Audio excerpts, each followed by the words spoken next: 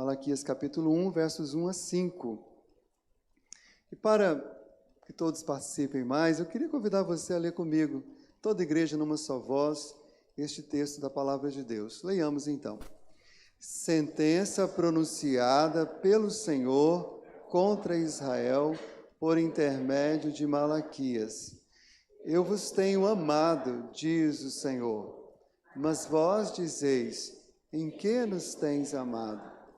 Não foi Esaú irmão de Jacó? Disse o Senhor, todavia amei a Jacó, porém aborreci a Esaú. E fiz dos seus montes uma assolação e dei a sua herança aos chacais do deserto. Se Edom diz, fomos destruídos, porém tornaremos a edificar as ruínas, então diz o Senhor dos exércitos, eles edificarão, mas eu destruirei. E Edom será chamado terra de perversidade, e povo contra quem o Senhor está irado para sempre. Os vossos olhos o verão, e vós direis, grande é o Senhor, também fora dos limites de Israel. Os três últimos profetas do Antigo Testamento, Ageu, Zacarias e Malaquias, eles têm em comum o fato de que eles profetizaram depois dos 70 anos do cativeiro do povo de Israel na Babilônia. Os três, então, profetizaram após esse período. Ageu e Zacarias foram contemporâneos um do outro, e eles profetizaram no iniciozinho da volta, quando o povo começou a voltar da Babilônia para Israel. Eles já vieram na primeira leva e já começaram a profetizar e trazer a mensagem de Deus ao coração do povo. Isso foi mais ou menos, não tem uma data precisa, por volta do ano 520 antes de Cristo. Mas o Malaquias, que é o profeta sobre o qual vamos discorrer, o livro dele que vamos discorrer, ele foi contemporâneo de Esdras e Neemias, aqueles dois grandes líderes reformadores que lutaram bravamente pela reconstrução de Israel. E foi um pouquinho depois de Ageu e Zacarias, mais ou menos em meados do século V a.C. Então vem Ageu e Zacarias, depois vem Esdras, Neemias e Malaquias. Nessa altura do campeonato, dessa história, já tinham discorrido muitos anos, o templo já havia, inclusive, sido reconstruído, o templo de Jerusalém, quando Malaquias profetiza. Mas o coração do povo não tinha sido reconstruído. A adoração viva ainda não tinha sido reconstruída. Vários problemas de Israel você pode observar quando você lê Esdras, Neemias e Malaquias. Quase que os mesmos temas estão nos três livros. Mas o principal problema de Israel era a sua infidelidade.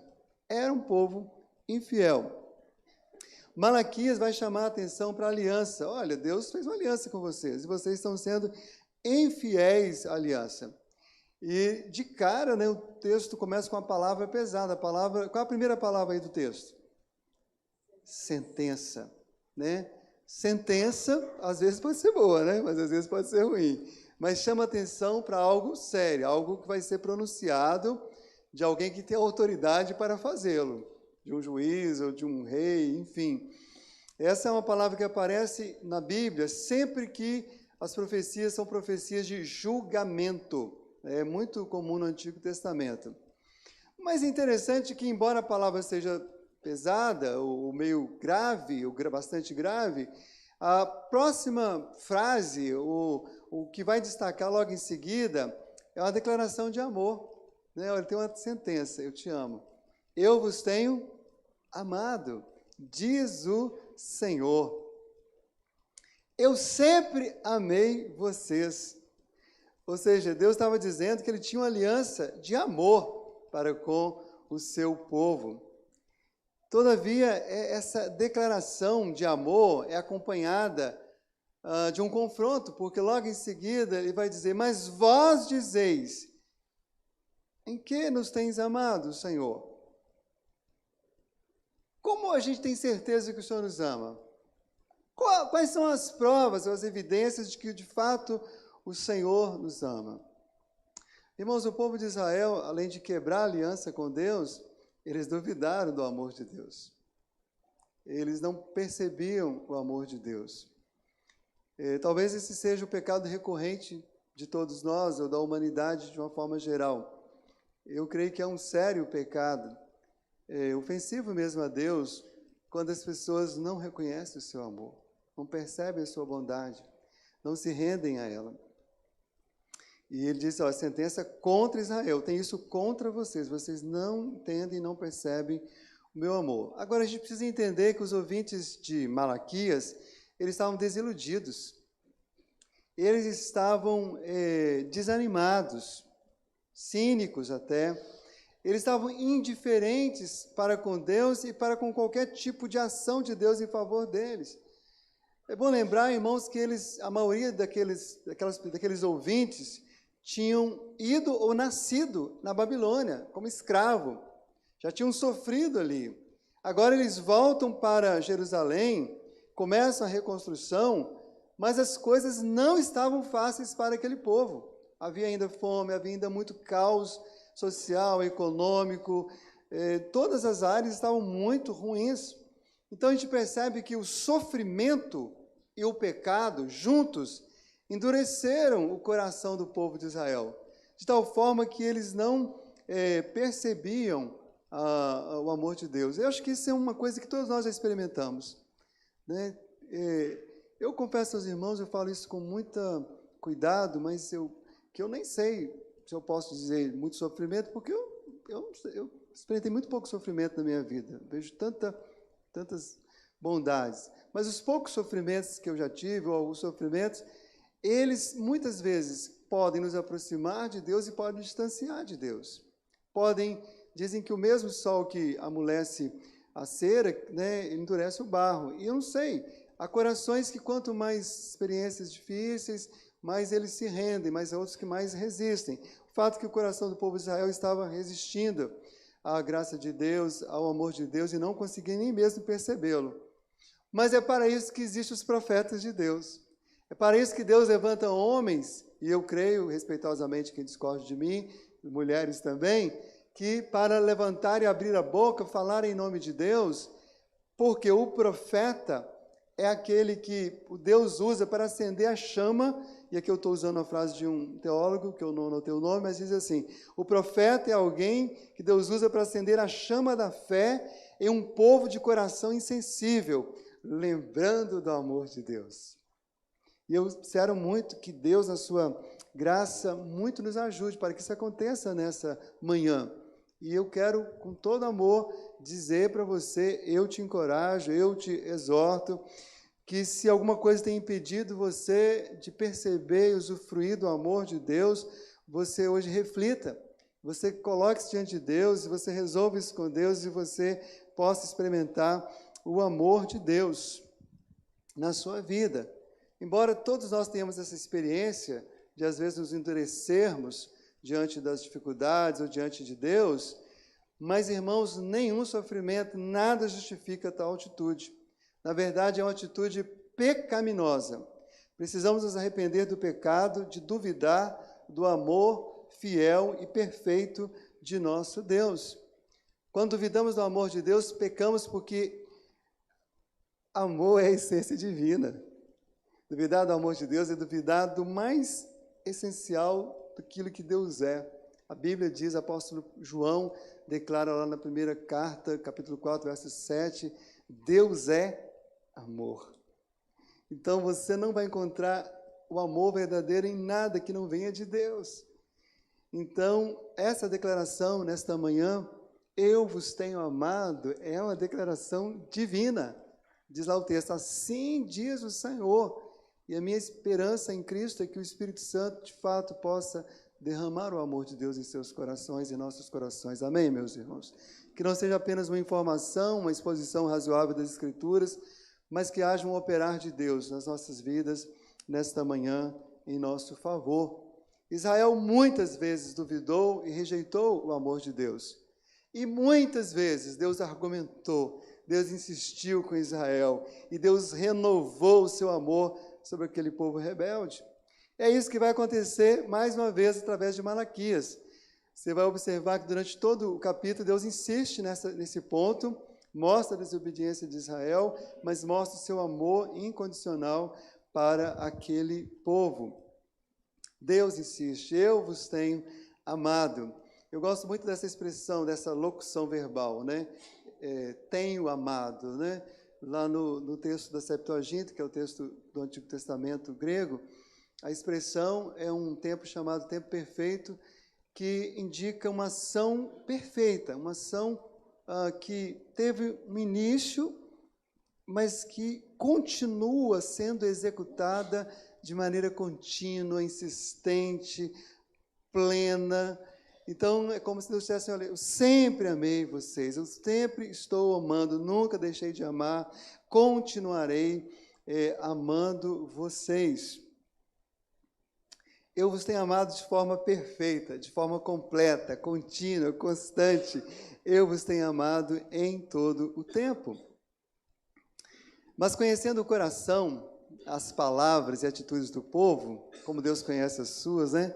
Deus conhecia os questionamentos daquele povo, como Deus conhece o meu e o seu. É muito provável que muitos corações agora mesmo estejam falando assim, será? Olha o que eu estou passando.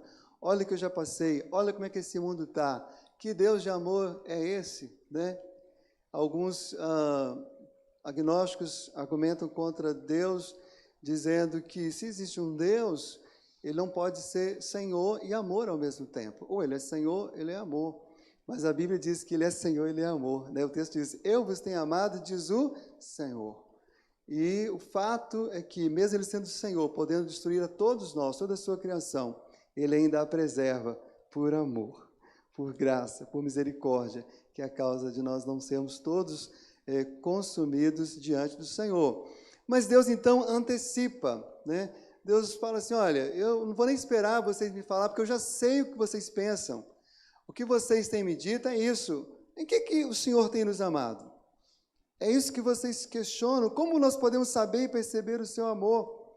E é como se Deus falasse o seguinte, olha, pois eu vou responder a vocês. Vocês estão perguntando? Vocês querem saber como eu tenho amado vocês? Mais uma vez eu vou dizer como eu tenho amado vocês. E aí, né, nosso irmão Malaquias vai se dedicar, em nome de Deus, a mostrar a Israel isso com mais algumas palavras, falando das evidências desse amor de Deus. Mas o que eu confesso aos irmãos, que embora eu já tivesse lido Malaquias muitas vezes, durante toda a minha vida cristã, quando a gente vai estudar, a gente se depara com algumas coisas que eu nunca tinha percebido antes, né? E o que me assustou em primeiro momento, talvez assuste alguém, mas depois de eu meditar mais cuidadoso, nosso coração se acalma, é que do verso 3 até o verso 4, 3 e o 4, Deus vai trazer uma evidência de amor, mas apontando para quem não era amado. É um negócio complicado isso, né?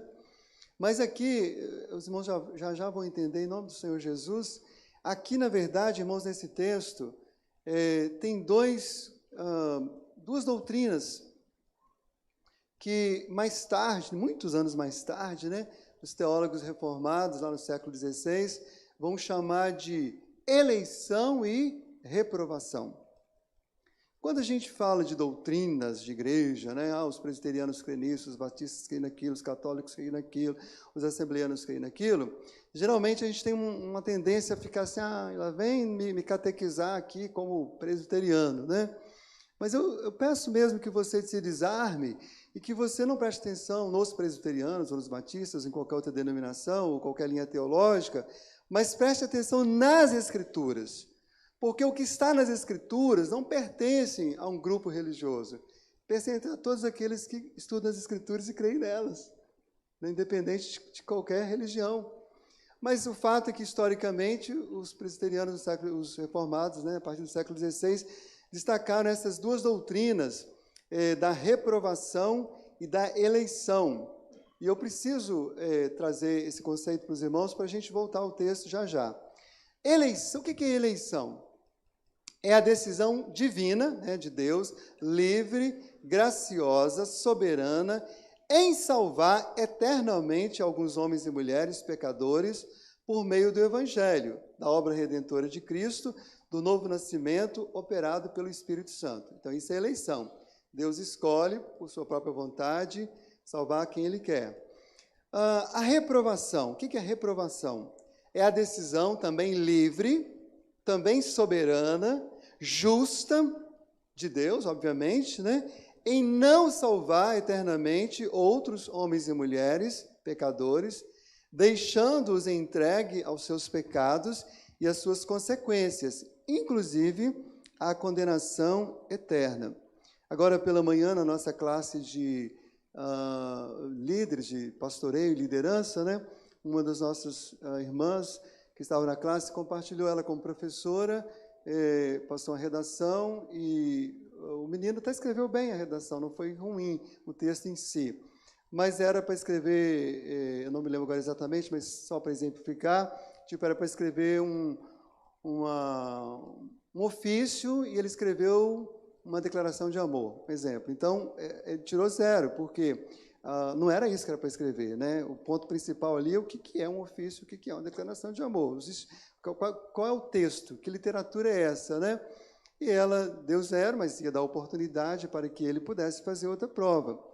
E a escola chamou essa professora e a repreendeu, ordenou que ela tirasse a nota 0 e que ele pudesse, então, ter uma nota melhor, enfim, eu não lembro agora todos os detalhes. Mas a gente observa que reprovar, né, é algo que as pessoas não podem fazer hoje no nosso contexto, né? Se você reprova, qualquer sentido, né, uma conduta, um comportamento, você já é colocado como fóbico de alguma coisa, né? Agora você tem ódio porque você reprovou. Mas a reprovação, ela é tanto bíblica quanto a eleição. A justiça é tão necessária quanto a misericórdia. E isso é algo que nós vamos resgatar, está nas Escrituras. E o nosso Deus, ele é tanto cheio de amor quanto cheio de justiça. Então, na eleição, Deus demonstra o seu amor aos seus escolhidos e toda a sua justiça em Cristo, na terrível morte de Jesus, que morre em favor dos seus escolhidos. Na reprovação, Deus demonstra a sua justiça sobre a vida dos pecadores impenitentes e rebeldes. Né? Eu uso muitas ilustrações aqui, não cito nomes, mas é porque eu gosto de trazer coisas do dia a dia, né? Para assim, ficar falando de coisas que aconteceu lá do outro lado do mundo. Né? Um dia desse, um membro da igreja falando, pastor, eu sempre tive um olhar muito cuidadoso com a pessoa, com a pessoa que faz a coisa errada, com o criminoso, com isso, com aquilo, até por causa da função do trabalho, é uma pessoa incrível, essa pessoa que estou falando, ela sabe disso, eu respeito muito, mas é um dia desse, quando uma membro da igreja foi prejudicada por uma pessoa, diz ela assim, que a minha vontade, no primeiro momento, era pegar aquela pessoa, bater ou matar. E eu perdi toda a minha noção de humanidade. Por quê? Claro que matar e bater não seriam realmente apropriados, né? Mas o que eu quero mostrar para os irmãos é que, por mais que nós sejamos bondosos, mas existe um senso de justiça. Como alguém pode, por exemplo, pegar um carro, embebedar e pegar o carro e andar num bairro como o nosso, a 70, 80 por hora e atropelar uma idosa? Né? Dá vontade de pegar no mínimo e bater mesmo, né? Matar não, mas dar uma surra, ou prender. E a gente sabe que não vai dar em nada, né? Então, a gente precisa perceber que, às vezes, a gente fica escandalizado quando Deus reprova alguns para a condenação eterna, mas nós estamos todo momento desesperados e clamando por justiça. E Deus é o único que pode fazer justiça perfeita, meus irmãos. Na reprovação, na eleição, Deus dá aos pecadores o que nenhum deles merece. Deus dá o amor, sua comunhão e sua vida eterna. Na reprovação, Deus dá aos pecadores exatamente o que eles merecem: sua inimizade, seu desprezo e seu castigo. A eleição é incondicional, porque Deus não escolhe movido por nada que Ele vê na pessoa. A Bíblia é clara quanto a isso, não depende de quem corre ou de quem quer, depende de Deus operar a sua misericórdia. A eleição é movida exclusivamente por sua vontade, graça e amor. A reprovação ela é o julgamento onde Deus demonstra não somente aos reprovados, mas a todo mundo a sua justiça e a sua santidade. Nem na eleição, nem na reprovação existe qualquer injustiça de Deus. Tanto em uma como em outra, Deus revela o seu caráter puro, o seu caráter reto. Vemos a eleição e a reprovação claramente nas palavras do próprio Deus. Ele diz aqui, voltando agora ao texto, ok? Terminando essa parte aí teológica, teórica. O que o texto nos diz? Ou voltando, fundamentando agora no texto, né? O texto diz assim: não foi Esaú irmão de Jacó? Todavia amei a Jacó e aborreci a Esaú. Irmãos, é Deus que está falando. É Deus. Não, Deus elege graciosamente a Jacó e reprova com justiça a Esaú. Deus deu a Jacó o que ele jamais mereceu. Jacó era mentiroso, o camarada era terrível, trapaceador. Mas Deus, aliás, inclusive Deus toma Jacó, né, e transforma, né, de mentiroso num príncipe, num homem de Deus. Porque Deus não ama o pecado. Deus, quando elege um pecador, um dos compromissos de Deus não é só salvá-lo, é transformá-lo à sua imagem. Amém, meus irmãos? É muito importante ressaltar, embora não seja o ponto principal da mensagem nesta manhã. Mas Deus deu a Esaú o que ele sempre mereceu, que foi a sua inimizade. É interessante que mais de 500 anos depois do profeta Malaquias ter sido usado por Deus para falar isso, um grande homem de Deus chamado Paulo toma as palavras de Malaquias, toma as palavras de Deus na boca de Malaquias e usa lá no capítulo 9 da carta aos Romanos, quando Paulo está ali falando de eleição incondicional e reprovação justa. Ele diz assim, Paulo, Romanos 9, 11, e ainda eram os gêmeos nascidos, olha só, ele ainda lembra desse detalhe, e ainda não eram os gêmeos nascidos, nem tinham praticado o bem ou o mal, para que o propósito da eleição prevalecesse, não por obras, mas por aquele que chama. E aqui é muito interessante, porque algumas pessoas até creem na eleição, mas baseado na presciência de Deus. Não, Deus olhou lá na frente e viu que o camarada ia fazer assim, ia fazer aquilo lá, ia ser um camarada bacana, ou ele ia crer, ou ele ia se batizar, ou ele ia ser batista, ou presbiteriano, ou qualquer outra religião, e Deus elegeu. Não, não, antes de qualquer coisa, não porque fizeram o bem ou o mal, Deus elegeu e Deus reprovou. No caso dos contemporâneos de Malaquias, qual é o ponto? Já que Israel não conseguia perceber o amor e o cuidado de Deus em sua vida, Deus aponta para a terrível realidade de Esaú e seus descendentes. Eu sei que isso parece muito estranho, mas está aqui na Bíblia, então a gente não pode deixar de pregar. Mas eu me lembro que, eu já contei isso aqui na igreja, já tem uns 2 anos, uma moça, uma brasileira que mora nos Estados Unidos, prosperou muito, vive uma vida financeira muito boa, tem 3 crianças, na época ela tinha 2. E ela percebeu que os filhos estavam crescendo assim, muito cheios de vontade, recebendo tudo na mão, não estavam valorizando. Quando ela veio aqui ao Brasil, visitar os pais, ela me procurou e falou, pastor Ronildo, quero que o senhor me leve, me ajuda a ir num lugar onde, desses lugares de abrigo, lugares que cuidam de crianças carentes, porque eu preciso levar meus filhos para passar um dia lá. Falei, por quê? Porque meus filhos precisam ver outra realidade. Porque eles não conseguem valorizar o que tem, o que nós fazemos por eles. E eles precisam ver essa outra realidade para eles verem o quanto que eles são privilegiados. E passamos um dia. Claro que ela não fez só isso, né? Ela levou uma doação generosíssima para a instituição, e eu fiz questão de ir com ela. Ela abençoou a instituição lá, com muito carinho. As crianças passaram um bom tempo lá, brincaram com as outras crianças, catarrenta, meio suja, maltrapilha, né? É engraçado que nesse lugar é um lugar muito simples, né? Um lugar cheio de amor, mas muito simples. E a quadra de futebol, né, de vôlei, de basquete, que é a mesa, deve ter assim, sei lá, 4 metros de comprimento por 2 de largura. E tinha umas 50 crianças brincando numa coisa, numa alegria absurda, né? E brincando, e aqueles meninos entrou no meio e tal. Acho que pegou uns piolhos e tudo, mas deu tudo certo no final. Mas eu tenho certeza que aquilo foi de alguma valia realmente, né? Mais ou menos Deus vai fazer, olha, já que vocês não percebem, não... veja, aí Deus chama atenção para para a situação daquelas pessoas que não estavam, naquele momento, sendo favorecidas pelo próprio amor de Deus, para que o povo de Israel percebesse o quanto que Deus o amava. E é isso que a gente vai ver.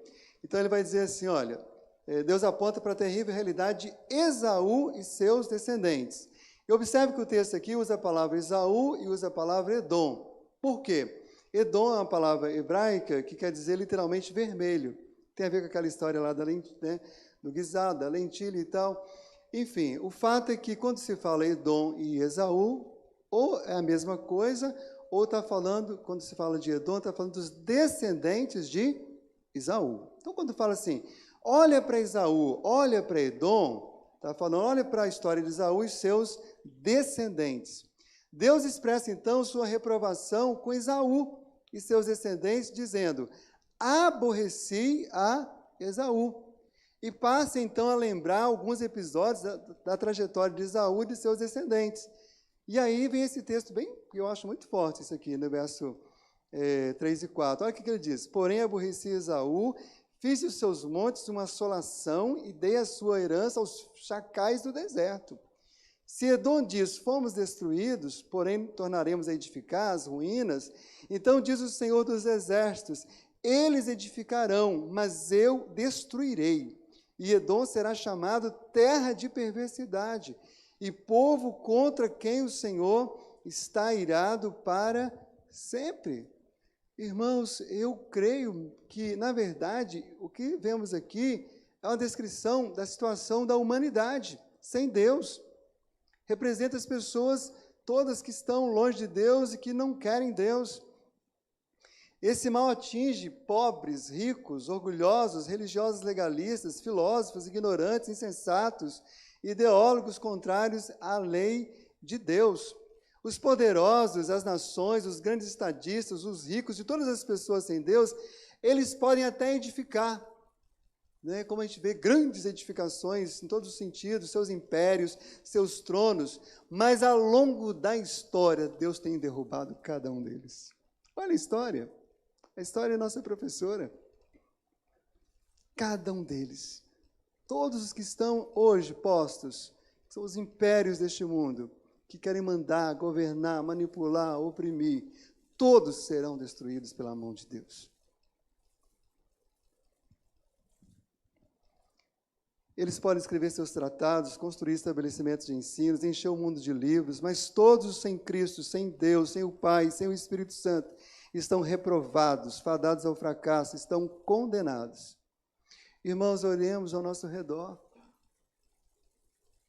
Embora o conhecimento tecnológico, científico, filosófico, medicinal, tantos outros conhecimentos, cresça muito, isso não é ruim em si, isso pode ser muito bom muitas vezes, mas sem Deus, o mundo continua de mal a pior.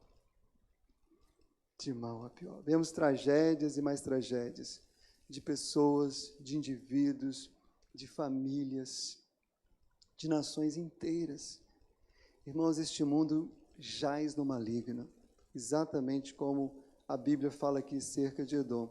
Esta frase que ele coloca aqui, inclusive, né, com hífen, depois os nossos professores de português podem nos explicar melhor por que ele junta, né? Mas a ideia é que lá no Antigo Testamento a palavra era uma só. Só que não tinha como colocar isso no português, uma palavra só, então coloca o hífen para chamar a atenção. Né? Então, terra de perversidade. E povo contra quem o Senhor está irado para sempre. Essa é a descrição de todos os que não são, hoje, estão debaixo do amor de Deus. O juízo de Deus tem sido revelado em algum grau, mas nada se compara ao juízo final e à condenação eterna. E essa é uma pregação não muito boa, né? Talvez alguns nem suportem e saiam antes de terminar o culto. Deus te abençoe. Mas, talvez você saia também por outro motivo, não quero julgá-lo. Mas eu sei que muitas pessoas não suportam mesmo ouvir falar isso. Mas está nas Escrituras que nós cremos, meus irmãos. Em Apocalipse, temos várias narrativas que apontam para o último julgamento e suas terríveis sentenças para todos que não foram alcançados pela graça divina. Por exemplo, Apocalipse 18, 21. Então um anjo forte levantou uma pedra de moinho e arrojou-a para dentro do mar, dizendo: assim com ímpeto será arrojada Babilônia, e a grande cidade, e nunca jamais será abalada. Babilônia está aqui usada para expressar todo o mundo perverso contra Deus. Porquanto verdadeiros e justos são os seus juízos, ó Deus, pois julgou a grande meretriz que corrompia a terra com a sua prostituição, e das mãos dela vingou o sangue dos seus servos. Não ficará sem punição. Vi um grande trono branco e aqueles que nele se assentam, de cuja presença fugiram a terra e o céu, e não achou lugar para eles. Eu vi também os mortos, os grandes e os pequenos, postos em pé diante do trono. Então se abriram um livro, ainda outro livro, o livro da vida foi aberto, e os mortos foram julgados segundo as suas obras, conforme o que se acha escrito nos livros. E se alguém não foi achado inscrito no livro da vida, esse foi para dentro do lago de fogo. Não há ninguém que já tenha morrido ou que virá a morrer sem passar pela justiça humana, que não enfrentará a justiça divina, meus irmãos. Não escapa, pode escapar aqui, não escapa da próxima. Quanto, porém, aos covardes, incrédulos, abomináveis, aos assassinos, aos impuros, aos feiticeiros, aos idólatras e a todos os mentirosos, a parte que lhes cabe será no lago que arde com fogo e enxofre, a saber, a segunda morte, Apocalipse 21, 8. Muita gente arrancou esse texto da Bíblia, mas também aqueles que arrancam, a Bíblia fala que também é réu do fogo eterno. Essa é a terrível situação dos que não reconhecem e não se rendem ao amor de Deus. Esse é o seu destino. Não deixe de avisar as pessoas que você ama. Se você ama alguém e sabe que tem um abismo logo ali na frente, o mínimo que você vai fazer é parar o trânsito e falar, não continue porque tem um abismo. É o que você precisa fazer para todos aqueles que você se relaciona. Há um abismo. E se você não mudar a direção, se você não se converter, não se render ao amor de Deus, você vai cair eternamente nele. Irmãos, isso não é intolerância religiosa, isso é o verdadeiro amor. Alertar as pessoas que nós amamos para onde elas estão caminhando com passos largos.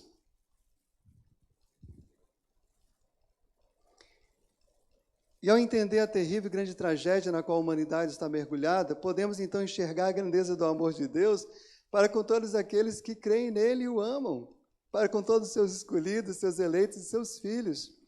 Irmãos, Deus tem amado a sua igreja com um amor eterno, como ele mesmo descreve de forma prática, poética, lá em Jeremias, lembra?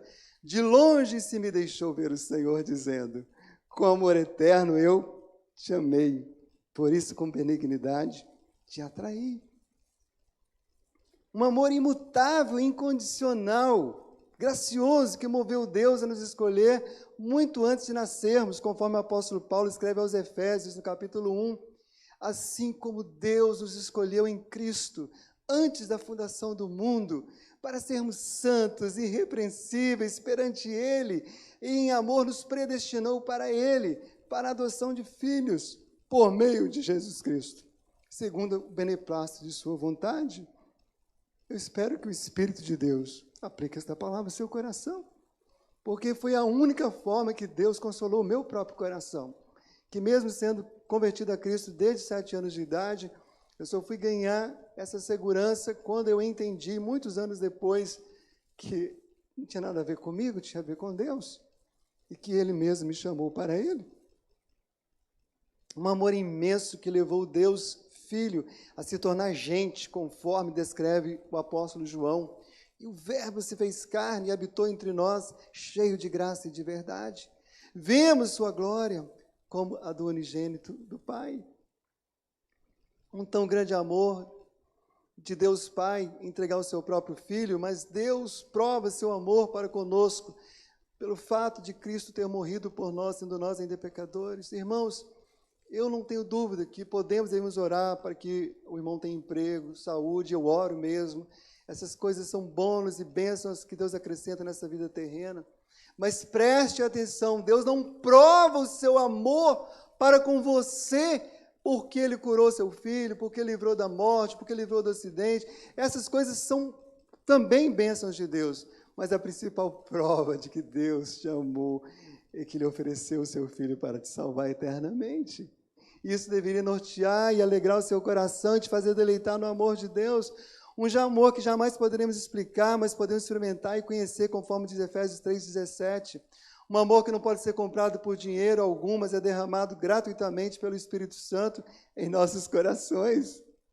Ele o faz poderosamente. Um amor que um dia vai ser declarado publicamente pelo próprio Cristo diante de todas as nações, povos, tribos, línguas. Olha o que Deus vai dizer a todos os seus escolhidos, a todos os seus amados, a todos os que foram alcançados por sua graça, a todos os que se renderam a Ele, a todos os que se deleitaram no seu amor aqui na terra, a todos os que se arrependeram dos seus pecados. Deus vai fazer uma declaração a todos os que creram e receberam Cristo como seu Senhor e Salvador. Jesus vai dizer e você vai ouvir: vinde, benditos de meu Pai, entrai na posse do reino que vos está preparado desde a fundação do mundo. Talvez você não entre em todos os lugares que você pretende entrar na terra, mas você tem entrada garantida na eternidade, no reino de Deus, por causa do amor de Jesus. Ouça que promessa maravilhosa a todos os amados do Senhor. Lá em Apocalipse 7, 16 e 17, jamais terão fome, nunca mais terão sede, não cairá sobre eles o sol, nem ardor algum, pois o Cordeiro que se encontra no meio do trono os apacentará e os guiará para as fontes da água da vida, e Deus lhes enxugará dos olhos toda lágrima. Alguns costumam, às vezes, brincar, mas é uma coisa que me chama a atenção, que fala assim: olha, no final tudo dá certo. Se não deu certo ainda que não chegou ao final, né? Mas isso é muito verdade para quem realmente ama Cristo. Porque se ainda você sofre, se ainda você luta, querido, é porque ainda não é o final. O final desse tempo aqui é quando passarmos da morte para a vida. É quando recebemos o abraço de Cristo. Lá não haverá mais qualquer dor. No dizer de Malaquias, voltando aqui ao nosso texto, no verso 5, os vossos olhos o verão, e vós direis: grande é o Senhor, também fora dos limites de Israel. Irmãos, abram seus olhos. Vejam a glória de Deus em toda a terra. Vejam a glória de Deus na criação. Contemplem a sua bondade. Seja quando Ele opera a justiça sobre as nações, sobre os ricos, sobre os pobres, sobre todos. Mas, acima de tudo, reconheça o amor de Deus revelado em Cristo Jesus. O escritor do livro aos Hebreus, ele exclama e pergunta ao mesmo tempo: como escaparemos nós se negligenciarmos tão grande salvação e tão grande amor? Israel, como nação, negligenciou o amor de Deus. E por causa disso foi rejeitado. Não é mais povo de Deus. Povo de Deus é todo aquele que ama Jesus e espera a sua vida. Não importa a nação, a língua, a tribo, a descendência, a cor da pele, a condição econômica. Deus tem amado, salvado e buscado pessoas de todos os lugares, sem qualquer acepção, diz as Escrituras. Mas eu queria muito te encorajar a não esperar o juízo de Deus final, julgamento final, para ter certeza se você vai receber a palavra vinde benditos ou apartai-vos malditos. Você pode se render agora mesmo. Renda-se agora mesmo ao amor de Deus. É Ele que diz para você, pelo Espírito de Deus: eu vos tenho amado. Irmãos, tanto olhando para a justiça de Deus quanto para o seu grande amor, que nossos olhos possam ver a grandeza do Senhor além dos limites de Israel, além dos limites do Brasil, além dos limites da igreja, em todo o universo e para todo sempre. Quem concorda, diga amém.